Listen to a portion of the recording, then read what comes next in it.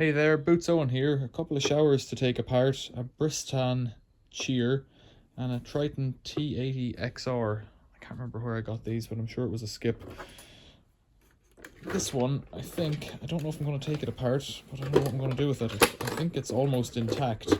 This one, on the other hand, is missing part of its plastic cover in the bottom, and it's a bit chewed up. So let's have a look at the other one. Let's have a look at this one. It has a rubber seal there that's come off. It doesn't go the whole way around. It only goes around part way because it's only to stop water getting in on the top. Electric showers aren't usually waterproof the whole way around. Let's get that seal back in. I don't know what I'm going to do yet, so let's have a look at it and see. Typically these things work. There's a bit of copper pipe stuck in here. I don't know if I put that in or if it was there already. I think I saw a date on this one somewhere. Let's have a look. Year 2022, so that makes it, how old? There's a couple of plugs and an Allen key, and there's the screws, probably the right screws for it down here. Oh, there's loads of screws. It should be 4 screws, two on the top and then 2 on the bottom, so I might get lucky with it. I wonder if it ever been fitted. Ah, come on. There's loads of screws in here. If they're the right ones for this machine, they won't be magnetic, you see. I sure could just turn it upside down, couldn't I? That would probably make sense. Oh, it's leaking water. Get back there. So 1, 2, 3. This one, a terminal screw, which looks like it's come out of here, the earth point.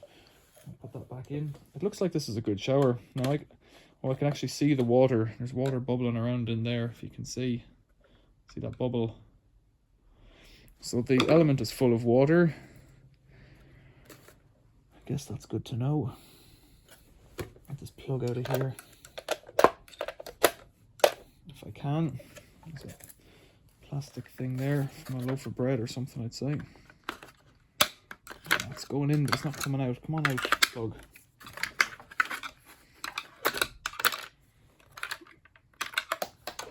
Now there's other screws gone in behind. How many of those have I got? 1, 2, 3, and 4.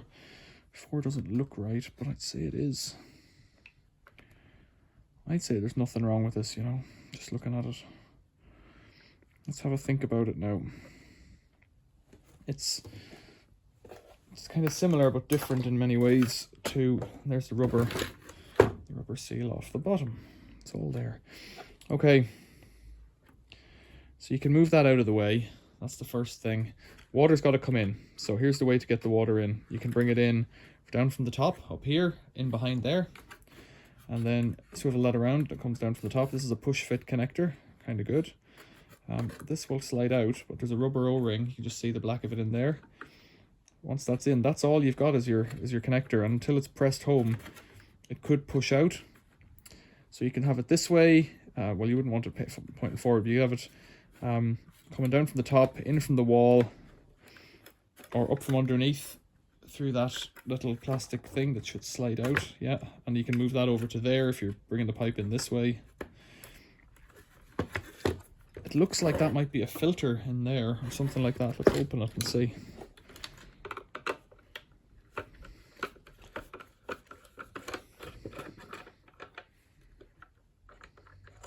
Yep, it's got a filter that's really clean. You don't often see an inlet filter on a shower. You don't see it on Tritons anyways, unless I'm going to eat my words now in a moment. So that's there. You can also have it coming in from behind over here or from below over here, and I think that's where it was. So that's your water coming in. It goes through a solenoid that's actuated when you turn on the water. And let's see what the settings are. Flow control, and you've got power. So you've got off, 1, eco, and 2. Now that's got a special keyway, so it's got to be up right like that. So it was set to 1 for now. And this one, has it got a keyway? This one doesn't have a keyway. What's making that noise? So this could be anywhere, and if I turn it right down to cold, and turn that right down to cold, then when I marry them up, it'll work properly. So if I put that on, that's off. When you turn it to cold, you can turn it wherever you want actually. When you turn it to cold, it turns on the solenoid to let the water in. When you turn it to 1, the solenoid stays on and it turns on 1 element up on top of the boiler. 2, solenoid stays on and 2 elements on top of the boiler come on and then off again. Flow regulation, when it's cold, it lets lots of water in. When it's hot, pointing to the red side, it doesn't let as much water through. And it's as simple as that really. If you have lots of water passing through, it doesn't get as hot. It really is as simple as that. So electricity comes in over here. It goes, the neutral goes straight to the solenoid to make that contact. So the solenoid is always attached on the neutral side, but the live side is through this micro switch in behind here with the little wires. And then the 2 micro switches here and here do the 2 elements here and here and behind, those 2 elements in there. 1 and 2. The live comes in here and goes through this thermal trip on top. So if there's an overload where there's not enough water in here, this will click, and you reset it by taking out the screws on top in there and there and just pushing up inside that silver bit there. There's a disc below it, just snap it back in if that's happened. That's all there is to that. So the switch does the different switches, 1, 2 and 3 in behind. Flow regulator lets the water in. More water means it'll be colder, and solenoid lets any water in. This one's very simple. Right, park that, set that over there. I'll come around over here, we'll have a look at Triton. I'm not going to take that apart. There's nothing wrong with it at all. It's all there. It's not all there. There should be a clamp. See that screw down here? I'd say that's this screw. There's a clamp missing. Yeah, I'd say it should have a little clamp to hold that pipe in, stop it flipping out, and it's not the end of the world, but that's the right screw for there. So it's missing one of the screws for holding the front on, but equally that's also not the end of the world. So it's missing that little clamp. If you had that, you'd have a complete unit. There might be other notes on here actually before I quit. CHE85W is the model number. So there. Triton T80XR. This one differs because it has light indicators, so it's really more complicated. It has a power switch here, so instead of the power switch being on the knob, like the Bristan, you have to click it in, and then it has the same thing, cold, which is no elements on, 1 or 2 wavy lines, which is 1 heater, and this is 2 heaters, and then this knob will go to the flow regulator inside. This one's got rust in it, it's full of sawdust, it's pretty grim. Okay. So this is the connector here, I think. Yeah, that would connect on there to give you your on-off switch. The on-off switch just regulates the... What am I trying to say? The on-off switch just regulates the solenoid, lets water through it. This one has a low pressure detector and a micro switch to demonstrate that. So some of them have a flag that drops down, so it's a mechanical means of demonstrating low pressure. The Bristan had no way of telling you there's low pressure, and this one has this little thing here that if there's not enough pressure, this micro switch, this black micro switch here will be tripped, and that will turn on grey, where's grey go? This light bulb here, which should be snapped in here somehow. Low pressure is the top one. It doesn't seem to be, they're not glued on or anything, so I'm not really sure how. And that one looks cooked actually, the main power one looks cooked. I don't know how they're meant to clip on, but they should clip onto this little prism here somehow. So the yellow one is the power light. It comes on when you press that power switch as well. That neutral cable looks to be cooked. It's a completely different color of blue to this one here. This one here is a temperature sensor on the water out. So let's think about this one. The water can only come in from below on this one, so it's not as variable for fitting. And the idea with that is that those other ones, like the Bristan, they're designed to be put where there was a shower before, so you can make them fit regardless of, you know, the configuration that was there before. You can probably make them fit and not have to move them like over to the other side. If the pipe's on this side and now it's on this side, well, you'd have to shower would be in the wrong place for your plumbing and it might not fit.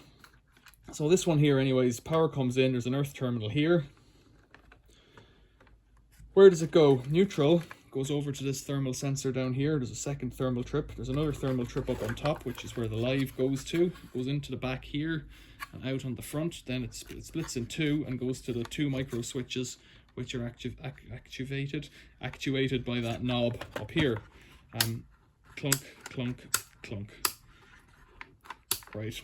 Yeah, this one has a pressure sensor as well. So the solenoid here is what comes on when you press the on switch.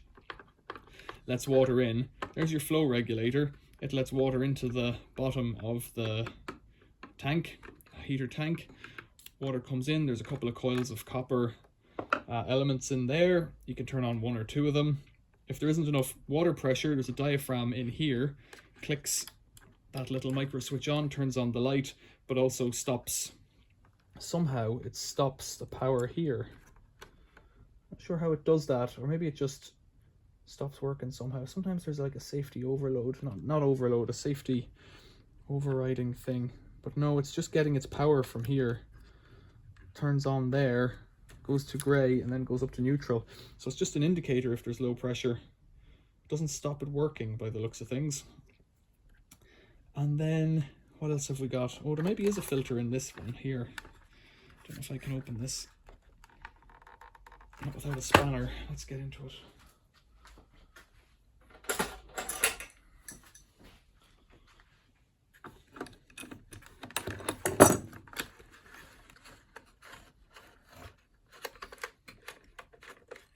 Yeah, there's a little mesh, little steel mesh, stainless steel mesh filter in this one.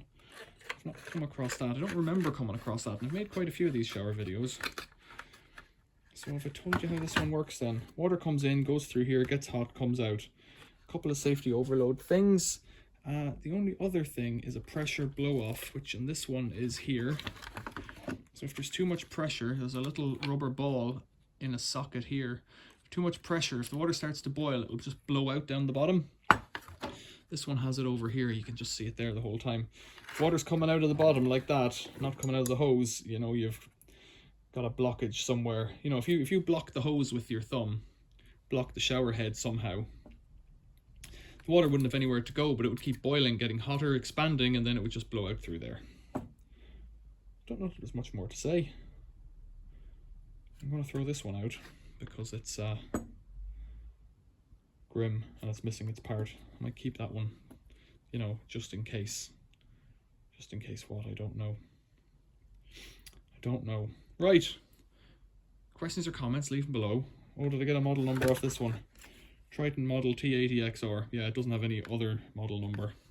Just says it in there. And this is a 7.8 to 8.5 kilowatt unit, and so that depends on your voltage. If you've got 220 volts, it'll draw the same current because of the element, but it'll only be a lower voltage, so it'll be 7.8 kilowatts. But if you have a higher voltage like 240, then you'll get 8.5 kilowatts, and you could divide 8.5 kilowatts by 220 and it would come up with the current of probably 7 or 8, something like that. No, is that right? 7 or 8? Doesn't sound right. 8.5 kilowatts, 13 amps, 30 amps, something like that. About 30 amps, I'd say. Something like 30 amps. Tell me if I'm wrong in the comments. My sums mightn't be that quick. And do that. Questions or comments, leave them below. Thanks for watching, shower lovers. See you later.